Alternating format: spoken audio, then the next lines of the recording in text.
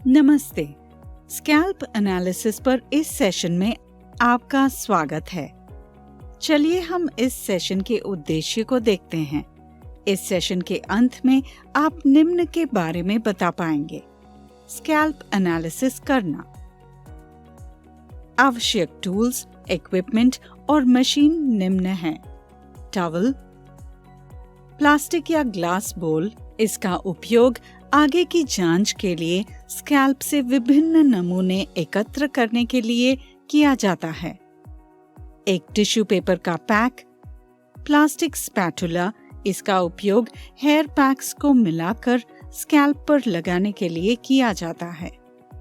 High frequency machine, इस machine का उपयोग बालों को झड़ने और रूसी से निपटने के लिए एक थेरेपी में किया जाता है और यूवी और हाई फ्रीक्वेंसी रेज की मदद से बालों के रोम को उत्तेजित करके काम करता है।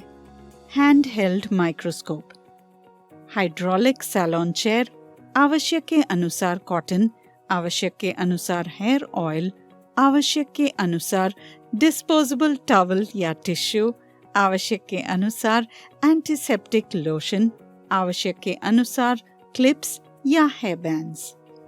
स्कैल्प एनालिसिस क्लाइंट की स्कैल्प के स्वास्थ्य और स्थिति को समझने का एक महत्वपूर्ण स्टेप है।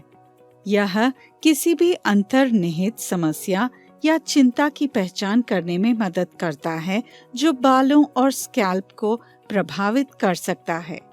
यहाँ एक कुशल स्कैल्प एनालिसिस करने की प्रक्रिया दी गई है। प्रोफेशनल स्कैल्प एनालिसिस के लिए पहला स्टेप क्लाइंट का अभिवादन करके और उन्हें कंफर्टेबल बनाकर तैयार करना। शुरू करने से पहले यह सुनिश्चित करें कि क्लाइंट के बाल सूखे और साफ हो। बाद में क्लिप्स या हेयर बैंड्स का उपयोग करके बालों को छोटे सेक्शंस में विभाजित करें। यह संपूर्ण स्कैल्प के एनालिसिस और थरो एनालिसिस में मदद करता है। अगला स्टेप, स्कैल्प का निरीक्षण करना। किसी भी दिखाई देने वाली रेडनेस, इन्फ्लेमेशन, फ्लेकिंग या लीजन्स की पहचान करने के लिए इसे नेकेड आईज से किया जा सकता है। स्कैल्प को धीरे से छूने और महसूस करने के लिए अपनी फिंगरटिप्स का उपयोग करें। टेक्सचर, मॉइस्चर लेवल और आपके सामने आने वाली किसी भी इर्रेगुलरिटीज पर ध्यान दें। स्कैल्प की ओवरऑल कंडीशन का आकलन करें। स्कैल्प की ओवरऑल कंडीशन का आकलन करें जिसमें उसकी इलास्टिसिटी और ऑयलीनेस भी शामिल है। आगे की जांच के लिए मैग्नीफाइंग टूल्स का उपयोग हैंडहेल्ड माइक्रोस्कोप की तरह किया जा सकता है। स्पेसिफिक स्कैल्प कंडीशंस या डिसऑर्डर्स जैसे dandruff, seborrheic dermatitis, psoriasis, eczema, fungal infections या स्कैल्प एकने पर ध्यान दें। ब्लॉकेज, इन्फ्लेमेशन या इर्रेगुलरिटीज के किसी भी साइंस के लिए हेयर फॉलिकल्स की जांच करें। यह क्लाइंट के बालों के डेंसिटी और बालों की थिकनेस की निरीक्षण करने में भी मदद करता है, जो यदि आवश्यक हो तो हेल्थ केयर प्रोफेशनल के साथ उपयुक्त प्रोडक्ट्स या ट्रीटमेंट की सिफारिश करने में सहायक होगा। इसलिए हमेशा स्कैल्प कंडीशन को बहुत सावधानी से जांचें। इन सभी विवरणों की जांच करने के बाद क्लाइंट का रिकॉर्ड भरें। क्लाइंट की स्कैल्प कंडीशन, कंसर्न्स और आगे की जांच या ट्रीटमेंट के लिए किसी भी सिफारिश सहित अपनी ऑब्जर्वेशंस का रिकॉर्ड रखें। विभिन्न प्रकार की स्कैल्प के लिए अलग अलग मशीन्स या इक्विपमेंट हैं। अपने क्लाइंट के लिए स्कैल्प एनालिसिस करने के लिए आपको निम्नलिखित इक्विपमेंट की आवश्यकता हो सकती है। मैग्नीफाइंग लैंप या मैग्नीफाइंग गॉगल्स बेहतर विजिबिलिटी और मैग्निफिकेशन प्रदान करते हैं, जिससे आप किसी भी इर्रेगुलरिटीज, कंडीशंस या कंसर्न्स के लिए स्कैल्प की बारीकी से जांच कर सकते हैं। एनालिसिस के दौरान बालों को मैनेजेबल सेक्शंस में विभाजित करने के लिए सेक्शनिंग क्लिप्स का उपयोग करें। इससे आपको स्कैल्प की पूरी तरह व्यवस्थित तरीके से जांच करने में मदद मिलती है। Fine tooth comb hair strands को अलग अलग करने में मदद करती है और स्कैल्प को स्पष्ट रूप से देखने में मदद करती है। स्कैल्प एनालिसिस के दौरान डिस्पोजेबल ग्लव्स पहनने से स्वच्छता सुनिश्चित होती है और आपको और क्लाइंट दोनों को किसी भी पोटेंशियल इन्फेक्शंस या इरिटेशन से बचाने में मदद मिलती है। कुछ सैलून्स या क्लिनिक्स में विशेष स्कैल्प एनालिसिस स्कोप या कैमरास उपलब्ध हैं।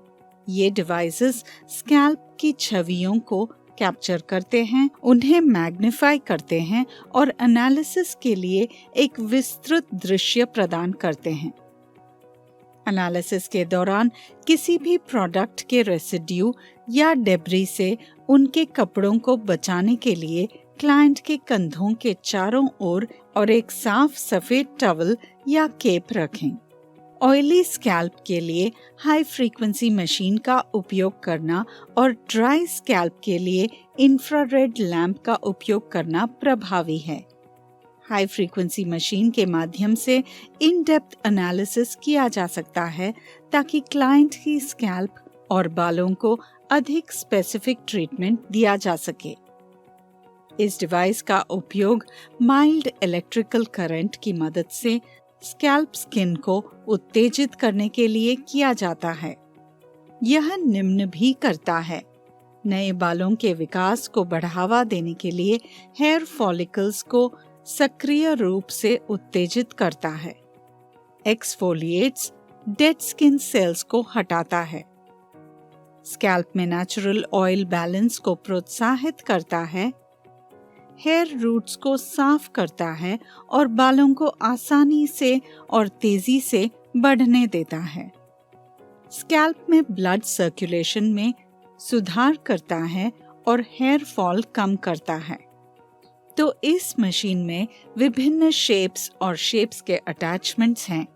स्कैल्प एनालिसिस के लिए कॉम्ब शेप्ड इलेक्ट्रोड का उपयोग डैंड्रफ ट्रीटमेंट के लिए किया जाता है। 15 मिनट तक फिंगरटिप्स और पाम से सिर की मसाज करने और वाइट टूथ कॉम्ब से बालों को कंघी करने के बाद क्लाइंट को हाई फ्रीक्वेंसी मशीन ट्रीटमेंट दिया जा सकता है।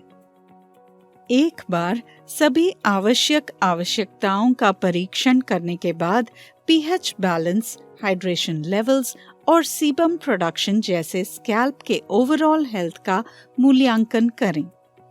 इसके अलावा डैमेज, ब्रेकेज या अत्यधिक बालों के झड़ने के साइंस के लिए हेयर स्ट्रैंड्स को ऑब्जर्व करें। एक बार टेस्ट रिजल्ट्स का एनालिसिस करने के बाद क्लाइंट के साथ किसी भी कंसर्न्स या क्वेश्चंस का समाधान करें।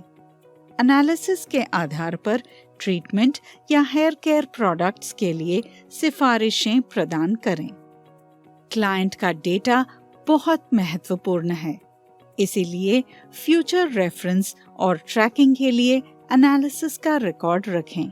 इसमें date of the analysis, observations made और रेकमेंडेड ट्रीटमेंट्स या प्रोडक्ट्स जैसे विवरण शामिल होने चाहिए। इसके अलावा ग्राहकों को उचित क्लेंसिंग, कंडीशनिंग और स्टाइलिंग टेक्निक्स के बारे में सुझाव देकर शिक्षित करें। जीवन शैली के कारकों पर सलाह दें जो स्कैल्प हेल्थ को प्रभावित कर सकते हैं, जैसे डाइट, स्ट्रेस और हाइजीन प्रैक्टिसेस, और क्लाइंट को एक फॉलोअप शेड्यूल दिया जा सकता है। चलिए हम चर्चा किए गए पॉइंट्स की पुनर्कथन करें। मैग्नीफाइंग टूल या नेकेड आईज से किसी भी डिसऑर्डर्स के लिए स्कैल्प का निरीक्षण करें। इन डेप्थ एनालिसिस के लिए क्लाइंट की स्कैल्प और बालों को विशिष्ट ट्रीटमेंट देने के लिए हाई फ्रीक्वेंसी मशीन का उपयोग किया जाता है। ऑयली स्कैल्प के लिए हाई फ्रीक्वेंसी मशीन और ड्राई स्कैल्प के लिए इंफ्रारेड लैंप का उपयोग करना प्रभावी होता है। रेफरेंस और ट्रैकिंग के लिए एनालिसिस का रिकॉर्ड रखें। इससे हम इस सेशन के अंत तक पहुंच गए हैं। आशा है कि आपको स्कैल्प एनालिसिस के बारे में अच्छी समझ मिल गई होगी। अगले सेशन में मिलते हैं।